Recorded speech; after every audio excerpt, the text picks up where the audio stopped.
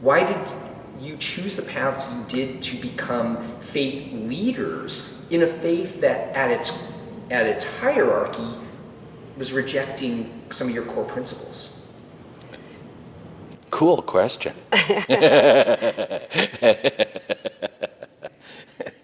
My answer to your question is I feel called to be in the United Methodist Church at this point, but I do know that I'm colluding with an oppressive system, and that harms my heart.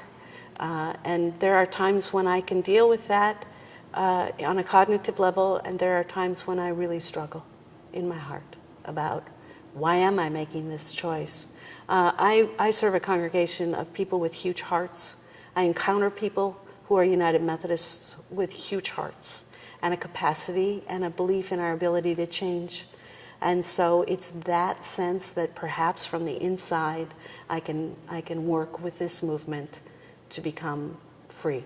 Is the United Methodist Church oppressive? Well, there's a lot of pressure on me and on us to conform to the basic policies. That's how it is. However, the United Methodist Church empowers us to really stake claims of conscience and inspiration, and respects us to fight it out if we're of that kind of mind and heart.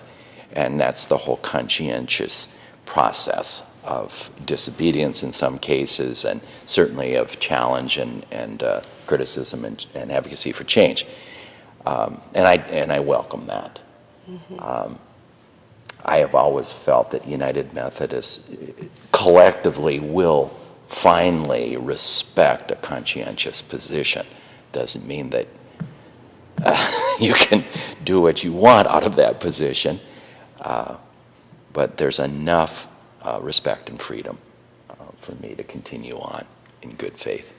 I don't know how you can read, as Cooper was saying,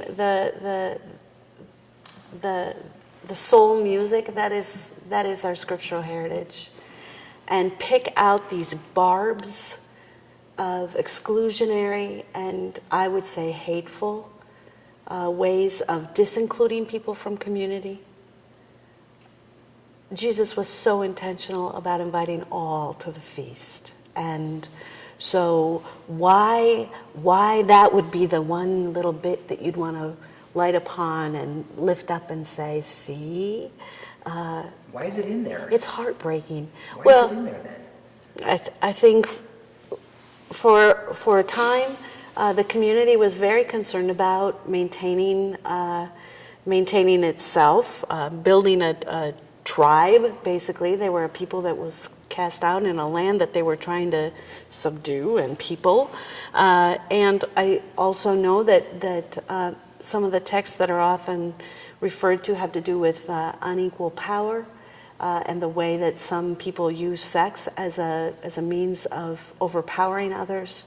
And that is not what we're talking about when we talk about mutually loving relationship that happens to be same gender. There's reason to believe that some of the texts that speak against what we think of as a homosexual action would make sense from a patriarchal, somewhat violent, authoritarian, sometimes authoritarian culture.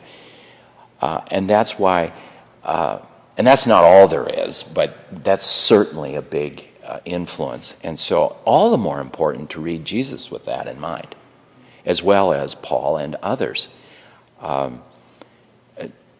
Jesus is breaking it, arguably, reading the Sermon on the Mount, in case we want to really explore this more fully, and start with Beatitudes as the short form, the Cliff's Notes for all of what follows. And one sees that a patriarchal system built on the powerful and the massive powerless is being done away with by the teachings and the life and the demonstration through his death and beyond by Christ. What is essential? Is it essential that I serve in a denomination that says, yes, as pastor of a congregation, when you have members of your church who are here every Sunday, who are raising children in your midst, who want to say before God and their community in the sanctuary, that is their church home, that they are marrying one another, is this something that you value as a pastor? Holy Lord, yes. So how long can you, Elizabeth Macaulay, maintain your credentialed life in a body that says no? For me, that's a question. We're taking one particular policy and declaring it inappropriate in governing us. As clergy. As clergy.